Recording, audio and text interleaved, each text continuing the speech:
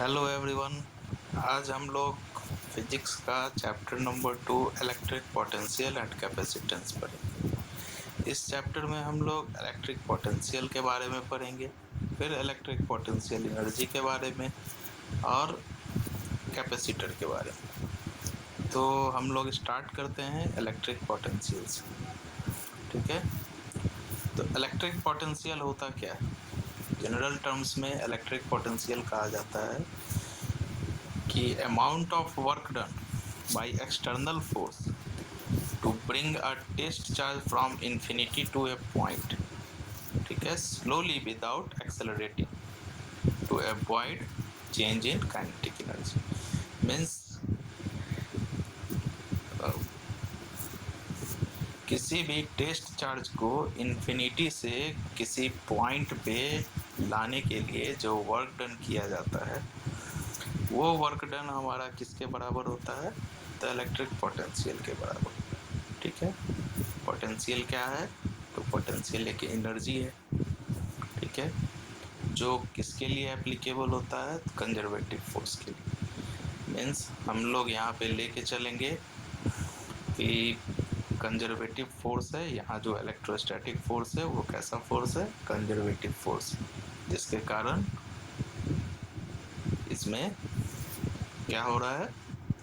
तो जिसके कारण इसमें हम लोग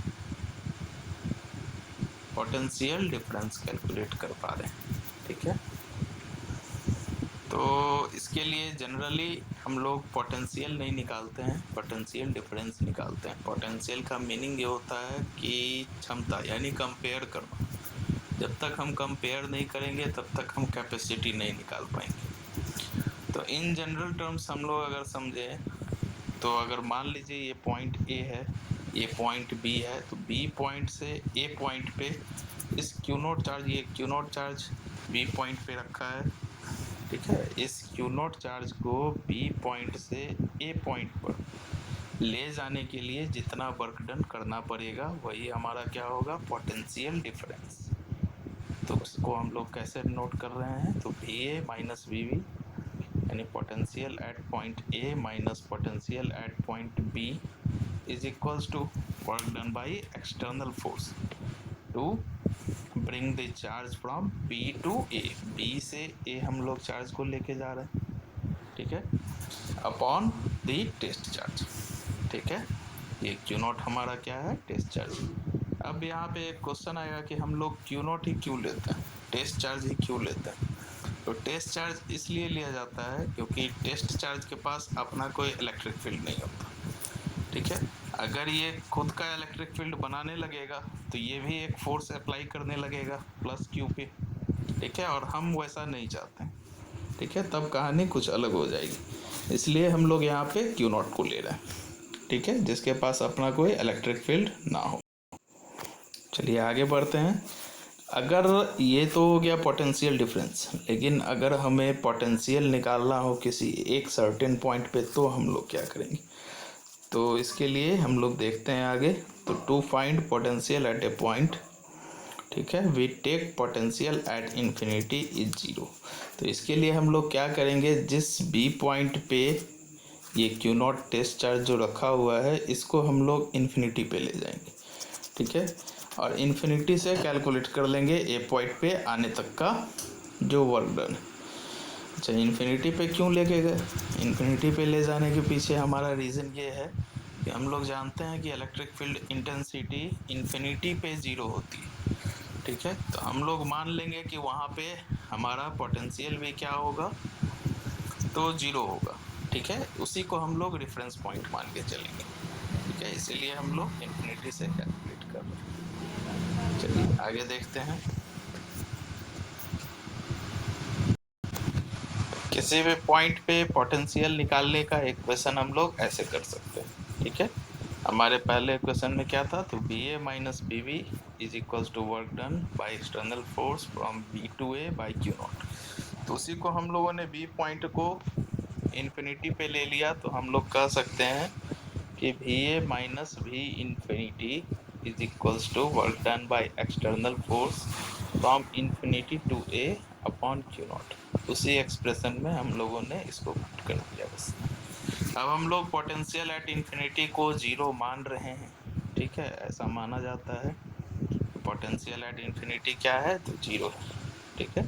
तो अगर हम लोग पोटेंशियल एट इन्फिनिटी को 0 मानेंगे तो हम लोग लिख सकते हैं कि VA माइनस 0 यानी potential at point A minus 0 is equals to work done by external force from taking that charge from infinity to A upon Q0। तो इससे हमारा VA क्या हो जाएगा, work done by external force from infinity to A upon Q0, ठीक है। अब चलिए हम लोग देखते हैं कि इस पे हम लोग कैसे कैलकुलेट करेंगे, इसका वर्क डन हम लोग कैसे कैलकुलेट करेंगे, क्योंकि हमारे पास फोर्स है, फोर्स हम लोग यहाँ से कैलकुलेट कर सकते हैं। तो वर्क डन कैलकुलेट हम लोग कैसे करेंगे, ठीक है। तो to find work done by the external force to bring Q0 from infinity can be find by the negative of work done to take it फ्रॉम Q0 from B to infinity. चलिए इसको देखते हैं। आसान करने के लिए हम लोग क्या लिए कि Q0 से इन्फिनिटी से B पॉइंट Q0 को ना लाके इसका अपोजिट ले रहे हैं, ठीक है। कि अब हम लोग Q0 से Q0 यहाँ अगर लेके आते हैं, यहाँ से इन्फिनिटी तक ले जाने में जो हमारा वर्क डन होगा उसका उल्टा होगा, ठीक है। ये इधर से इधर आने में जो वर्क डन है, इधर से इधर जाने का अगर हम वर्क डन कैलकुलेट करेंगे तो उसका निगेटिव होगा हमारा इधर से आने का वर्क डन, यानी इन्फिनिटी से पॉइंट बी पे आने का जो वर्क डन होगा वो निगेटिव होगा बी टू इन्फिनिटी पे ले जाने की, ठीक है।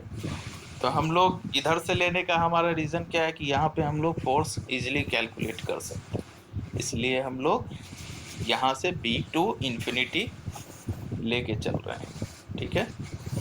तो चलिए, हम लोग जानते हैं कि वर्क डन क्या होता है, F into force into displacement. यहाँ वेरिएबल फोर्स है इसीलिए हम लोग इंटीग्रेट कर रहे हैं dx करके, ठीक है। यहाँ पे कौन सा फोर्स, तो फोर्स ऑफ इलेक्ट्रोस्टैटिक, क्योंकि ये क्या करेगा, प्लस Q चार्ज है तो यहाँ से इस Q0 को रिपेल करेगा, ठीक है। इसके वजह से इलेक्ट्रोस्टैटिक फोर्स होगा, लेकिन हमको वर्क डन निकालना है। तो वर्क डन का कौन सा फोर्स, तो इसको स्लोली यहाँ से यहाँ तक ले जाने के लिए जो फोर्स Q लगा रहा होगा Q0 पे, उसके इक्वल एंड अपोजिट फोर्स हमको अप्लाई करना पड़ेगा, ठीक है, ताकि ये हम लोग स्लोली लेके जा सकें, एक्सेलरेशन ना हो इसमें। अगर एक्सेलरेशन होगा तो क्या होगा, एक्सेलरेशन होगा तो काइनेटिक एनर्जी में कन्वर्ट हो जाएगा वो, ठीक है। इसीलिए हम लोग इसको स्लो ले जाने के लिए, ना कि Q को ऑटोमेटिक Q0 को भेजने के बजाय हम लोग इसको स्लो ले जाने के लिए इसके अपोजिट एक फोर्स लगा रहे हैं, ठीक है। उसी फोर्स को हम लोग कैलकुलेट कर रहे हैं, ठीक है, इलेक्ट्रोस्टैटिक फोर्स के अपोजिट फोर्स, ठीक। तो इलेक्ट्रोस्टैटिक फोर्स के इक्वल एंड अपोजिट फोर्स है तो उसका भी वैल्यू क्या होगा, तो Q0 अपॉन एक्स स्क्वायर, ये हम लोग जानते हैं पहले से। तो बस सिंपली हम लोग कैलकुलेशन करेंगे, ठीक है, work done from B to infinity के लिए, ठीक है। तो work done from B to infinity क्या होगा, तो B पॉइंट से इन्फिनिटी पॉइंट तक ले जाने के लिए इस Q0 चार्ज को force into displacement into cos theta, Fs cos theta आप लोग पहले भी पढ़ चुके हैं, वर्क डन यही होता है, ठीक है। तो अब फोर्स के जगह पे हम लोग क्या पुट कर रहे हैं, बस सब सिंपली सबका वैल्यू आप पुट कर लीजिए।